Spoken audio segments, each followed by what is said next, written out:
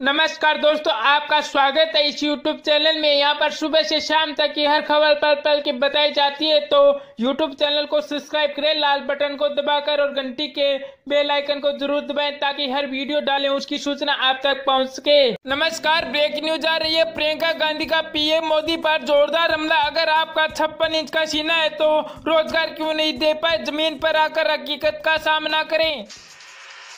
वही बात करें तो कांग्रेस महासचिव प्रियंका गांधी वाड्रा मंगलवार को अपनी बोट यात्रा से दूसरे दिन फिर से निकली। एक बार फिर से उन्होंने अपनी यात्रा की शुरुआत प्रधानमंत्री नरेंद्र मोदी और केंद्र सरकार यूपी योगी आदित्यनाथ सरकार पर हमला बोलते हुए कहा कि प्रियंका गांधी वाड्रा ने पीएम मोदी का नाम नहीं लिया। कहा कि अगर आपका 56 इंच का सीना है तो देश में बेरोजगार लोग खुश क्यों नहीं है, आखिरकार आपने रोजगार क्यों नहीं दे पाए। वहीं उन्होंने यूपी के मुख्यमंत्री योगी आदित्यनाथ द्वारा अपने 2 साल का रिपोर्ट कार्य पेश किए जाने पर तंज कसते हुए कहा कि उत्तर प्रदेश के सीएम योगी जमीन पर आकर हकीकत का सामना करना चाहिए।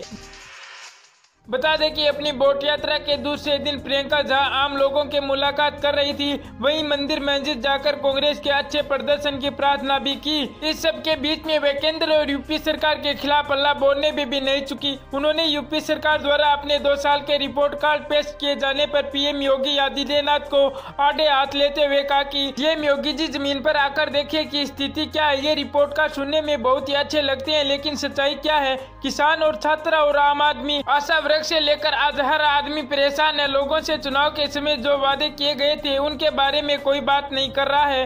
देश और प्रदेश में रोजगार की स्थिति और खराब होती जा रही है। योगी सरकार जो भी प्रचार प्रसार कर रही है इसमें सच्चाई नहीं है। सत्ता में बैठे लोग पिछले 70 सालों की रट लगाए हुए हैं, लेकिन इन्हें यह भी बताना चाहिए कि पिछले 5 साल से जो सरकार में बैठे हैं उन लोगों ने आम आदमी जनता के लिए क्या किया है। वही सत्ता मंडी में प्रियंका गांधी ने पीएम मोदी पर तंज करते हुए कहा कि आप कहते रहते हैं कि क्या आप शक्तिमान हैं, आप बड़े नेता हैं, आपका 56 इंच का सीना है तो रोजगार क्यों नहीं दिया, क्योंकि उनकी ये दुर्बलता है, दुर्बल सरकार है। इस दौरान प्रियंका ने केंद्र सरकार से पूछा कि पिछले 5 सालों से उनकी सरकार है, लेकिन उन्होंने आम आदमी के लिए क्या किया है। योगी सरकार के 2 साल पूरे कर लिए हैं। राज्य सरकार ने 2 साल पूरे होने पर मुख्यमंत्री आज कार्यालय में प्रेस कॉन्फ्रेंस के जरिए सरकार के 2 साल कार्यकाल की उपलब्धियां बताएंगे। इस दौरान दोनों डिप्टी सीएम और कई मंत्रियों के साथ बीजेपी प्रदेश अध्यक्ष भी मौजूद रहेंगे। योगी ने कहा कि हमारी सरकार ने की कर्ज माफी। योगी आदित्यनाथ ने कहा कि कांग्रेस ने आजादी के बाद प्रदेश में सबसे ज्यादा शासन किया है। कांग्रेस राज में यूपी बीमारू राज्य बना था। 1990 के बाद सपा और बसपा का शासन रहा था। इस दौरान प्रदेश के अंदर अराजकता, हत्या और लूट दंगे रहे थे। उन्होंने कहा कि जब हमारी सरकार बनी थी तब किसान कर्ज में दबा हुआ था, लेकिन हमारी सरकार के किसानों की कर्ज माफी की है। सीएम योगी सरकार बनने के तत्काल बाद किसान, महिला और गरीब के लिए योजनाओं की शुरुआत की थी। सरकार बनते ही किसानों की कर्ज माफी योजना हमने शुरू की। वही राज्य में अराजकता का माहौल था। सीएम योगी ने कहा सपा बसपा को भी यूपी में अलग अलग समय पर शासन करने का मौका मिला था, लेकिन उनके कार्यकाल में यूपी विकास में पिछड़ गया। राज्य में अराजकता का माहौल पैदा हो गया था। अपराधियों का राज कायम होने से कानून व्यवस्था के बेहतर हालात थे और किसान आत्महत्या करने पर मजबूर हो गए थे। ऐसे में चुनौतीपूर्ण हालात में 19 मार्च 2017 को हमने प्रदेश की सेवा का मौका। न्यूज आ रही है। विधानसभा स्पीकर रहे प्रमोद सावंत गोवा के नए मुख्यमंत्री बने। रात को 2 बजे शपथ ली। गोवा के विधानसभा के स्पीकर रहे प्रमोद सावंत ने राज्य के नए मुख्यमंत्री के रूप में शपथ ले ली है। प्रसाद सावंत ने 45 दिग्गज मुख्यमंत्री मोहर परिक्रम की जगह लेंगे, जिनका अंगना से कैंसर से चलते रविवार को निधन हो गया था। सोमवार रात करीबन 2 बजे हुए शपथ ग्रहण समारोह में मोहर परिक्रम सरकार में मंत्री रहे 11 विधायकों को भी शपथ दिलाई गई। शपथ लेने के बाद मुख्यमंत्री प्रमोद सावंत ने कहा, हमारी पार्टी ने मुझे बहुत ही बड़ी जिम्मेदारी दी है, जिसमें पूरी तरह से खरा उतरने का प्रयास करूंगा। गोवा के राजभवन में शपथ ग्रहण समारोह देर रात 11 बजे होना था, लेकिन कुछ कारणों से इसमें विलम्ब होता गया और आखिरकार रात 2 बजे इसका आयोजन करना पड़ा। कांग्रेस अध्यक्ष राहुल गांधी ने दावा किया कि अगर पीएमओ के फ्रांस सरकार के साथ समांतर बातचीत करने के दस्तावेज राफेल सौदे की जांच का हिसाब माना जाए तो प्रधानमंत्री नरेंद्र मोदी और उद्योगपति नलिनी अंबानी जेल जाएंगे। कार्यक्रम के दौरान का अगर दस्तावेज जांच का हिस्सा बन जाता है तो मोदी और अनिल अंबानी जेल जाएंगे। वह जांच क्यों नहीं करा रहे हैं? इसलिए कि ये चौकीदार चोर है। वह एक प्रतिभागी के सवाल का जवाब दे रहे थे जो जानना चाहता था कि हर कोई क्यों कहता फिरता है कि चौकीदार चोर है।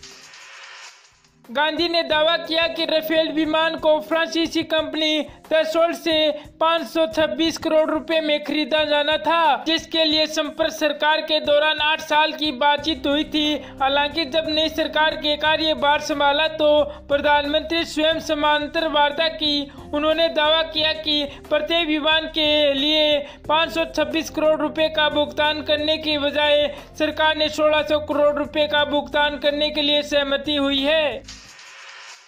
अगर प्रधानमंत्री दोषी नहीं है तो उन्हें कहना चाहिए कि इस बात की मैं जांच करा रहा हूं, जो इसमें जिम्मेदार होंगे वो जेल जाएंगे। वे ऐसा क्यों नहीं कर रहे हैं? वहीं राहुल गांधी ने कहा कि राफेल सौदे में पकड़े जाने के बाद भी पीएम पूरे देश को चौकीदार बनाने की कोशिश कर रहे हैं। कांग्रेस प्रमुख राहुल गांधी ने प्रधानमंत्री के मैं भी चौकीदार अभियान का उपहास उड़ाते हुए सोमवार को कहा था कि राफेल लड़ाकू सौदे में पकड़े जाने के बाद नरेंद्र मोदी समूचे देश को चौकीदार बनाने का प्रयास कर रहे हैं। राव ने मोदी के मैं भी चौकीदार अभियान पर हमला करते हुए कहा कि चौकीदार चोरी करते हुए पकड़ा गया और वह पकड़े गए, इसलिए चौकीदार कह रहे हैं कि पूरा हिंदुस्तान चौकीदार है। उन्होंने कहा कि लेकिन पकड़े जाने के पहले समूचा हिंदुस्तान चौकीदार नहीं था। राव ने ये हमला ऐसे वक्त में किया है जब भाजपा ने अपनी में भी चौकीदार मुहिम तेज कर दी है। प्रधानमंत्री नरेंद्र मोदी और पार्टी अध्यक्ष अमित शाह समेत पार्टी के अन्य नेताओं ने अपने ट्विटर प्रोफाइल पर अपने नाम के आगे चौकीदार शब्द जोड़ दिया है। भाजपा नेताओं ने छोटे विज्ञापन वीडियो भी अपने अकाउंट से साझा किया कि जिसमें ये दिखाया गया है कि विभिन्न क्षेत्र के लोग जिस प्रकार से मोदी की तरह देश के लिए अपना योगदान देकर चौकीदार बन रहे हैं। इन नेताओं के कई केंद्रीय मंत्री और मुख्यमंत्री भी शामिल है। मोदी के ट्वीट प्रोफाइल पर उनका नाम चौकीदार नरेंद्र मोदी लिखा हुआ है। अन्य भाजपा नेताओं ने भी संभावित मुहिम के तहत ऐसा किया है। राव ने कहा, पकड़ाने के पहले नरेंद्र मोदी चौकीदार थे, चौकीदार चोर पकड़ा गया।